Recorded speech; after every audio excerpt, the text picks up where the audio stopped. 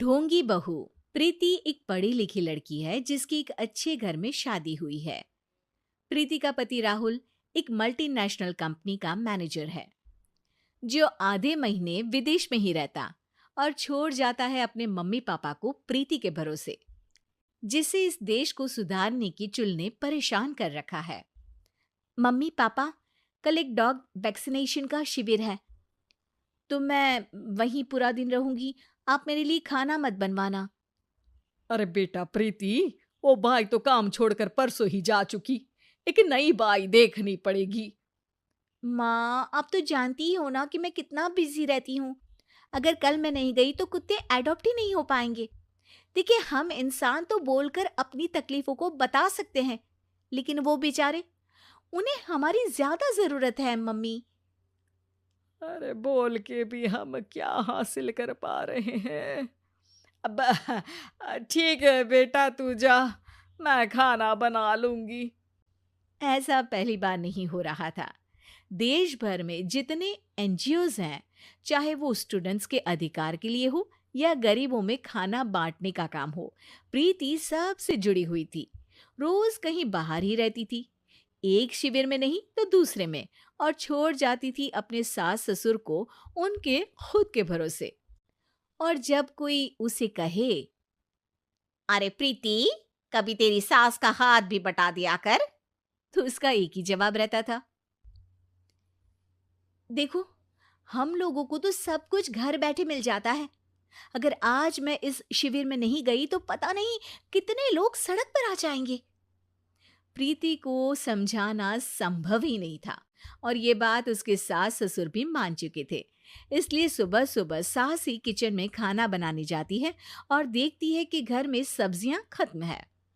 अरे प्रीति बेटा, सुन तो जरा। क्या हुआ मम्मी? मुझे बहुत लेट हो रहा है और आप तो जानते हो ना कि अगर मैं इस शिविर में नहीं गई तो। हाँ हाँ, कुत्ते एडॉप्ट ही नहीं हो पाएंगे, सब जानती हूँ। अरे पर घर में सब्जियां खत्म हो गई है। अरे जब तू वापस लौटे ना तब लेकर आना, ठीक है बेटा। ठीक है मम्मी, अ, चलिए मैं चलती हूँ। और हर बार की तरह प्रीति अपनी पार्टीज और आफ्टर पार्टीज में इतनी बिजी रह गई कि सामान लाना ही भूल गई। बात केवल सब्जियों की नहीं थी, लेकिन प्रीति हर रोज किसी नए शिविर में निकल जाती थी, अपने सास ससुर को अकेला छोड़कर। एक हफ्ते बाद प्रीति के ससुर जी के हाथ में दर्द होने लगा। अरे बेटा प्रीति, पापा जी के हाथ में बहुत दर्द हो रहा है।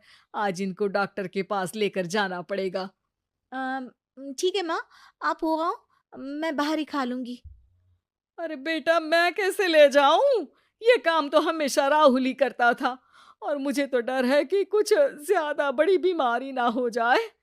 उफ़ो! आज मुझे मेडिकल शिविर में जाना है। बेचारे बड़े बुजुर्ग जिनके अपने फैमिली वाले उनका ध्यान नहीं रखते, उनका पूरा मेडिकल चेकअप होगा।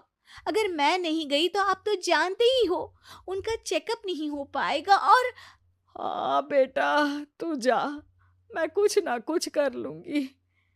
प्रीति के सास और ससुर दोनों ही काफी समय से प्रीति को समझाना चाह रहे थे कि उन्हें भी मदद की जरूरत है, लेकिन अब तो पानी सर के ऊपर जा चुका था। उधर प्रीति शिविर में पहुंचकर सबसे मिल रही थी। काफी भीड़ थी और प्रीति इंस्टाग्राम पर फोटोज अपडेट करे जा रही थी। तभी प्रीति की दोस्त रीना उसके पास दौड़ती हुई आती है।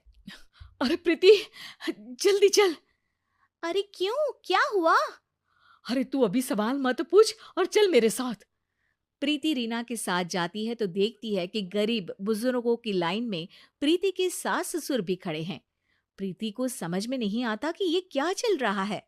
उसके ऑर्गेनाइजेशन में सबकी नजर उसके सास ससुर पर थी और प्रीति को लगा कि बात उसकी इज्जत पर आ गई है। माँ, पापा जी, आप दोनों यहाँ क्या कर रहे हैं? आप तो जानते हो कि ये शिविर गरीबों की मदद करने के लिए बनी है और आप इसका मजाक उड़ा रहे हैं इस तरह से लाइन में खड़े होकर। अरे बेटा, हम भले ही गरीब ना हो पर जरूरतमंद तो है ही। हमारा भी कोई ध्यान रखने वाला नहीं है।